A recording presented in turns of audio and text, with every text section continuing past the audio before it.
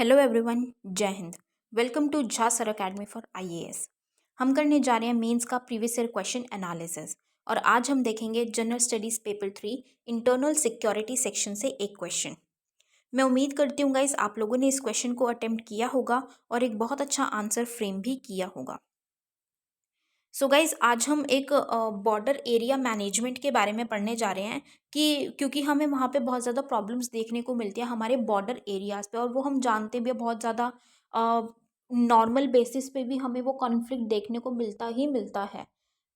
Even हम सिर्फ दूसरी कंट्रीज़ के साथ ही नहीं, अगर हम अपनी ही कंट्री की बात करें तो अपनी ही कंट्री में डिफरेंट स्टेट्स के बीच में भी बॉर्डर को लेके हमें प्रॉब्लम देखने को मिलती है। वो कॉन्फ्लिक्ट्स देखने को हमें मिलते ही हैं। जैसे नॉर्थ ईस्ट एरिया में भी हमें देखने को मिलता है, बहुत ज़्यादा कॉन्फ्लिक्ट्स चल रहे हैं इस टाइम पे। तो वो जो बॉर्डर एरिया से रिलेटेड वो कॉन्फ्लिक्ट्स होते हैं, तो उसके लिए क्या करने की ज़रूरत है? बॉर्डर एरिया को मैनेज करने की ज़रूरत है, या फिर वहाँ से जो हमें सिक्योरिटी का खतरा रहता है, जैसे कि टेररिज्म है, मिलिटेंट्स हैं, उनकी वजह से जो हमें सिक्योरिटी का खतरा रहता है उसके लिए। तो इन सब रीजंस की वजह से हमें बॉर्डर एरिया को मैनेज करने की ज़रूरत है, ताकि हम अपनी कंट्री को सिक्योर कर सके, सपोर्ट कर सकें, राइट। तो गाइज आपको बहुत ही बेहतरीन पॉइंट्स मिलने वाले हैं आज, तो आप इन पॉइंट्स को अपने पास नोट करके ज़रूर रखिएगा। तो सेशन को शुरू करने से पहले गाइज जिन भी स्टूडेंट्स ने हमारा टेलीग्राम चैनल ज्वाइन नहीं किया है वो तुरंत डिस्क्रिप्शन बॉक्स में जाइए, वहाँ पे आपको लिंक प्रोवाइडेड होगा, उस लिंक के थ्रू आप हमारे टेलीग्राम चैनल को ज्वाइन कर सकते हैं। और उसका बेनिफिट आपको ये होगा कि आपको हमारी सारी पीडीएफ्स का एक्सेस मिल जाएगा जो आप लोगों के लिए अपलोड कर दी जाती हैं हमारे टेलीग्राम चैनल में ही फ्री ऑफ कॉस्ट। जैसे कि करंट अफेयर्स की पीडीएफ्स हैं, या फिर ये जो हम मेंस का प्रीवियस ईयर क्वेश्चन एनालिसिस कर रहे हैं इसकी पीडीएफ्स है। और उसी के साथ साथ आप लोगों के लिए जो वीडियो लेक्चर्स अपलोड किए जाते हैं आपको उनका भी डायरेक्ट लिंक यहाँ पे प्रोवाइड कर दिया जाता है। और गाइज अगर आप सीरियसली अपनी एग्ज़ाम्स की प्रिपरेशन कर रहे हैं तो मैं कहूँगी कि आपको करंट अफेयर्स के लिए तो बिल्कुल परेशान होने की ज़रूरत नहीं है। आपको अपना टाइम, मनी, एफर्ट्स कुछ लगाने की ज़रूरत नहीं है। All you need to do is Jha sir academy पे आप लोगों के लिए रेगुलर बेसिस पे करंट अफेयर्स की वीडियो लेक्चर्स अपलोड किए जाते हैं। आपको सिर्फ कंसिस्टेंटली उनको फॉलो करना है, that is more than enough, क्योंकि हमारे करंट अफेयर्स से बाहर का आपके एग्ज़ाम में कुछ भी पूछा नहीं जाएगा। और गाइज हमारा जीएस का भी pre plus mains batch run कर रहा है, आप उस बैच को ज़रूर ज्वाइन कीजिए, क्योंकि उस बैच में आपको जीएस 1 2 3 4 की बिल्कुल ज़ीरो से तैयारी करवाई जा रही है, जहाँ सर आपको खुद मेंटोर कर रहे हैं उस बैच में। और अगर आप बैच की डिटेल्स को प्रॉपर तरीके से फॉलो करेंगे, जहाँ सर के द्वारा दी गई गाइडलाइंस को फॉलो करेंगे, तो आपका एग्ज़ाम निकलने से कोई नहीं रोक सकता गाइज, आपका सिलेक्शन पक्का है। तो ज़रूर ज़रूर ज्वाइन कीजिएगा इस बैच को। और हमारा मेंस का भी आंसर राइटिंग बैच रन कर रहेगा इस बैच में आपको 500 प्लस क्वेश्चंस की प्रैक्टिस कराई जा रही है। हमारी एक्सपर्ट फैकल्टी है, वो आपके आंसर कॉपीज़ को चेक करते हैं, मिस्टेक्स बताते हैं और इम्प्रूव करने में हेल्प करते हैं। और उसी के साथ साथ आपको हर एक क्वेश्चन के रिगार्डिंग एक सैम्पल आंसर भी दिया जाता है और वीडियो सोल्यूशन भी प्रोवाइड किया जाता है with proper explanation. So guys अगर आप सीरियसली सिविल सर्विसेज एग्जामिनेशन की प्रिपरेशन कर रहे हैं तो आप इन बैचेस को ज़रूर ज्वाइन कीजिएगा। ज्वाइन करने के लिए आप नीचे दिए गए नंबर 9713282838 पे व्हाट्सएप के थ्रू आप कोर्सेज़ की डिटेल्स ले सकते हैं और कोर्सेज़ को ज्वाइन कर सकते हैं। तो चलिए गाइज अपना आज का सेशन स्टार्ट करते हैं। For effective border management, discuss the step required to be taken to deny local support to militants and also suggest ways to manage favorable perception among locals. प्रभावी सीमा क्षेत्र प्रबंधन के लिए उग्रवादियों को स्थानीय समर्थन से वंचित करने के लिए आवश्यक कदम पर चर्चा करें और स्थानीय लोगों के बीच अनुकूल धारणा को प्रबंधित करने के तरीके भी सुझाएं। सो ये क्वेश्चन गाइज जैसे मैंने आपको बताया GS3 इंटरनल सिक्योरिटी सेक्शन से लिया गया है और ये क्वेश्चन यूपीएससी ने 2020 में पूछा था। तो जब हम इस क्वेश्चन की बात करते हैं गाइज, तो अगर आप एनालाइज करें तो similar type of question previous years में भी पूछा गया था, बॉर्डर एरिया से रिलेटेड, उसकी सिक्योरिटी से रिलेटेड। ये क्वेश्चन फिर से 2020 में पूछा गया है, बस उसका थोड़ा सा कहते हैं ना कि सार चेंज कर देना, थोड़ा सा चेंज कर दिया उसको। तो अल्टीमेटली क्या है, अगर हमारे पास कुछ पॉइंट्स रेडी होंगे हमारे पास, तो हमें आंसर प्रिपेयर करने में अगर थोड़ा बहुत चेंज होगा क्वेश्चन में, हमें प्रिपेयर करने में ईजी हो जाएगा, हम ईजिली उस आंसर को फ्रेम कर पाएंगे कम टाइम में। तो प्लीज़ इन पॉइंट्स को गाइज जो भी हम डिस्कस करते हैं क्वेश्चंस, उन पॉइंट्स को अपने पास नोट करके ज़रूर रखिए कीजिए। तो इस क्वेश्चन में क्या बोला जा रहा है कि अगर हमें जो हमारा बॉर्डर एरिया है उसको प्रॉपर तरीके से मैनेज करना है तो हमें क्या करने की ज़रूरत है कि जो मिलिटेंट्स हैं उनको वहाँ पे जो लोकल्स हैं जो रिसाइड करते हैं बॉर्डर एरियाज़ वाले मतलब बॉर्डर के पास जो एरियाज़ हैं रीजन्स हैं उनमें जो रिसाइड करते हैं लोग लोकल्स हैं उनका सपोर्ट ना मिले तो हमें उसके लिए कुछ स्टेप्स लेने की ज़रूरत है। तो हमें सबसे पहले उन स्टेप्स को बताना है, मतलब क्वेश्चन का फर्स्ट पार्ट क्या है कि हमें वो स्टेप्स के बारे में बताना है कि क्या ऐसे स्टेप्स ले सकते हैं जिससे कि वहाँ पे जो लोकल्स हैं वो उन मिलिटेंट्स को सपोर्ट ना करें, राइट। और दूसरे पार्ट में हमें क्या पूछा गया है कि ऐसे मतलब वेज सजेस्ट करने हैं, हमें ऐसे उपाय बताने हैं जिससे कि जो वहाँ के लोकल्स हैं उनके अंदर एक अनुकूल एक फेवरेबल परसेप्शन उनकी बन जाएगी, अनुकूल धारणा बन जाएगी और वो भी फिर वो क्या करेंगे अपनी कंट्री की सिक्योरिटी के लिए ही वो काम करेंगे, वो उनको सपोर्ट नहीं करेंगे। तो हमें क्या बताने सबसे पहले कि स्टेप्स क्या लेने की ज़रूरत है और उनमें वो फेवरेबल परसेप्शन धारणा बनाने के लिए लेके आने के लिए हमें कुछ वेज सजेस्ट करने कि हम उनको मैनेज कर पाए प्रॉपर तरीके से, राइट। तो चलिए गाइस अपना आंसर स्टार्ट करते हैं। India's land bound border covers around 15,106 kilometre sharing boundaries with Pakistan, Afghanistan, China, Nepal, Bhutan and Bangladesh. Bhutan, Bangladesh and Myanmar. मतलब कि इंडिया, ये तो हम जानते हैं कि इंडिया हम किस किस कंट्रीज़ के साथ बॉर्डर लगाती है, शेयर करती है, ठीक है। और ये अगर हम टोटल लैंड बॉर्डर की ही बात करें तो 15,106 किलोमीटर अराउंड अप्रॉक्सीमेटली वो शेयर करती है बाउंड्री दूसरी कंट्रीज़ के साथ, right. Varied terrains, climatic conditions, and hostile neighbors make its border complex and border management an important part of its security.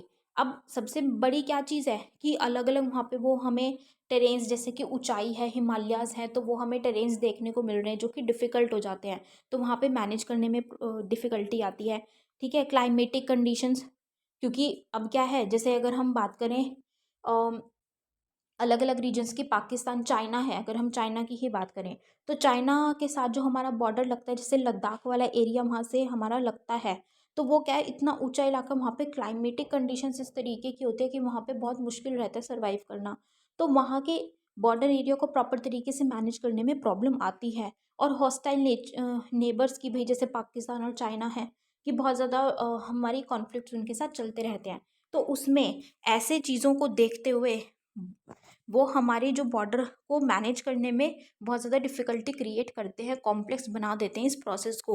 लेकिन इसको हमारी सिक्योरिटी को बरकरार रखने के लिए, सुरक्षा रखने के लिए, हमारी कंट्री को बरकरार रखने के लिए हमें इसको मैनेज करना, बॉर्डर को मैनेज करना बहुत ही ज़्यादा ज़रूरी है हमारे लिए। तो हमें नेसेसरी स्टेप्स उसके लिए लेने बहुत ज़्यादा आवश्यक हैं ताकि हम अपनी कंट्री की सिक्योरिटी को मेंटेन कर पाएँ, राइट। तो अब रीजंस क्या हैं बेसिकली, क्या रीजंस है कि जो लोकल्स हैं वहाँ के, मतलब हमसे क्या पूछा गया है, हमें स्टेप्स क्या लेने हैं, क्या स्टेप्स लेने हैं कि भाई जो मिलिटेंट्स हैं उनको वहाँ के जो लोकल्स हैं वो सपोर्ट ना करें। तो वो लोकल, सबसे पहले हम ये बताएंगे कि वो लोकल्स एक्चुअल में सपोर्ट क्यों करते हैं। भाई मिलिटेंट्स हैं, वो उग्रवादी हैं, क्यों सपोर्ट कर रहे हैं उनको, तो उनके कुछ रीजंस हैं, कुछ कारण हैं जिसकी वजह से वो उनको सपोर्ट करते हैं। First is widespread poverty and lack of employment, unequal regional development, inequality in society। वही चीज़ है जो हमें अगर हम अपनी ही कंट्री की बात करें तो बहुत हाई लेवल पे हमें देखने को मिलती है इनइक्वालिटी। जब इनइक्वालिटी बहुत ज़्यादा है, इनइक्वालिटी बहुत ज़्यादा होने का क्या मतलब है कि कुछ परसेंटेज, मतलब कुछ बहुत चुनिंदा लोगों के पास बहुत ज़्यादा वेल्थ है, बहुत ज़्यादा पैसा है, लेकिन बहुत भारी मात्रा में लोगों के पास बहुत कम पैसा है। तो उसकी वजह से क्या हो रहा है, ये जो इतनी ज़्यादा इनइक्वालिटी हमें देखने को मिल रही है कि रिच जो है वो तो बहुत रिच है, बहुत अमीर है, किसी के पास बहुत ही ज़्यादा पैसा है दुनिया भर का, लेकिन किसी के पास दो वक्त की रोटी खाने का भी पैसा नहीं है। तो ये जो इनइक्वालिटी है, इसकी वजह से क्या हो रहा है, इनइक्वालिटी होने की वजह से हमें बहुत सारी प्रॉब्लम देखने को मिल रही है। इनइक्वालिटी है तो पॉवर्टी, गरीबी बहुत ही ज़्यादा है, ठीक है। गरीबी बहुत ज़्यादा है तो उनके पास प्रॉपर इतना पैसा नहीं है कि वो प्रॉपर न्यूट्रिशियस डाइट ले सके, न्यूट्रिशियस डाइट या प्रॉपर तरीके से डाइट नहीं ले पा रहे हैं वो, तो उनकी हेल्थ अच्छी नहीं है। ठीक है। उनके पास पढ़ाई के लिए पैसे नहीं, वो प्रॉपर एजुकेशन नहीं ले पा रहे हैं, उनको प्रॉपर तरीके से अपॉर्चुनिटीज़ नहीं मिल रही है, और इन सब के रीजंस की वजह से अल्टीमेटली क्या हो रहा है, उनको प्रॉपर एम्प्लॉयमेंट नहीं मिल रही है, कमाने का जरिया उनको रोज़गार नहीं मिल रहा है। अब रोज़गार नहीं मिलेगा तो वो पैसा कहाँ से कमाएंगे प्रॉपर, अब पैसा नहीं कमाएंगे तो उनको वही चीज़ है कि वो गरीबी में और ज़्यादा धंसते चले जाएंगे।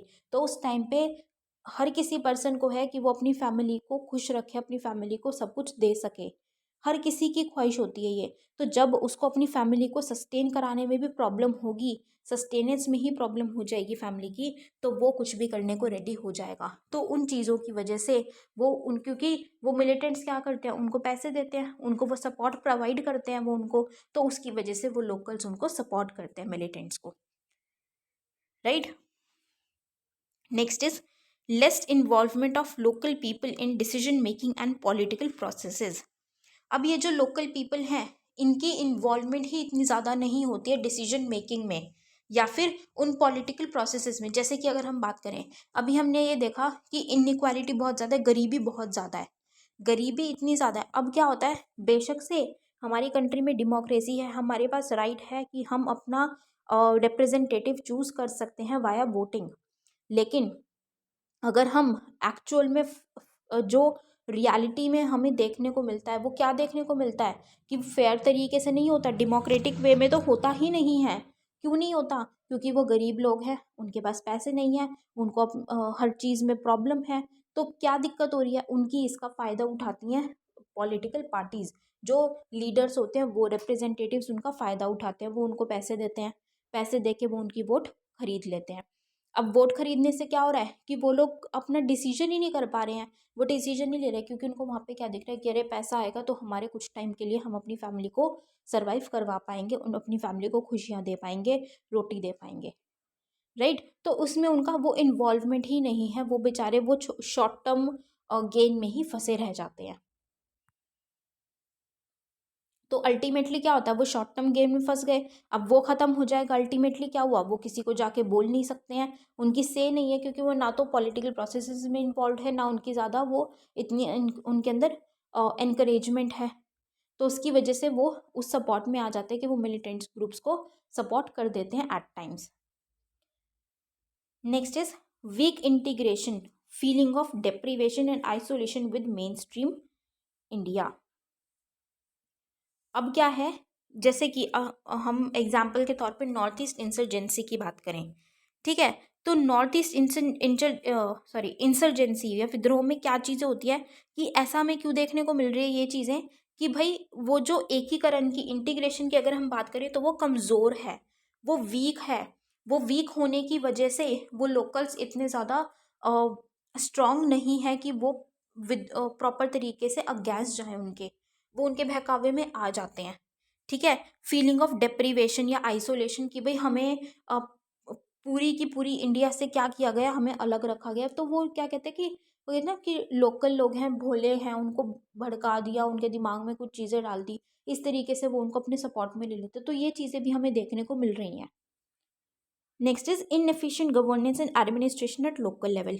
ऑब्वियसली अब ये जो इतनी ज़्यादा इनइक्वालिटी या इतनी क्या है कि एम्प्लॉयमेंट है या एजुकेशन है उनके लिए, या पॉवर्टी से रिलेटेड वेरियस स्कीम्स से सरकार लेके आई हुई है, लेकिन उनका जब लोकल लेवल पे प्रॉपर तरीके से उनको इम्प्लीमेंट नहीं किया जा रहा, वो बेनिफिट्स प्रोवाइड नहीं किए जा रहे, एडमिनिस्ट्रेशन नहीं हो रहा है, शासन प्रॉपर तरीके से नहीं हो रहा है लोकल लेवल पे, तो लोगों को वो बेनिफिट्स मिल ही नहीं पाते, वो बैकवर्ड होते हैं कुछ, तो वो और ज़्यादा माल एडमिनिस्ट्रेशन की वजह से वो और ज़्यादा बैकवर्ड हो जाते हैं और ज़्यादा गरीबी में चले जाते हैं, जिसकी वजह से वो इन्फ्लुएंस हो जाते हैं मिलिटेंट से। Next is over centralisation and lack of devolution of powers, कि क्या है कि कुछ कुछ चीज़ों में सेंट्रलाइजेशन, मतलब कि ऊपर की जो अथॉरिटीज़ है, हायर अथॉरिटीज़, वो पावर अपने पास ही रखते हैं, वो पावर नीचे अथॉरिटीज़ को नहीं देती। अब जब लोकल लेवल पे पावर ही नहीं है लोकल अथॉरिटीज़ के पास, तो तब वो प्रॉपर तरीके से काम नहीं कर पाएंगे लोगों के वेलफेयर के लिए। और जो हायर अथॉरिटी है वो इतने अच्छे से जानती नहीं है कि वो प्रॉपर तरीके से उनके लिए काम कर पाए, उनके बेटरमेंट के लिए।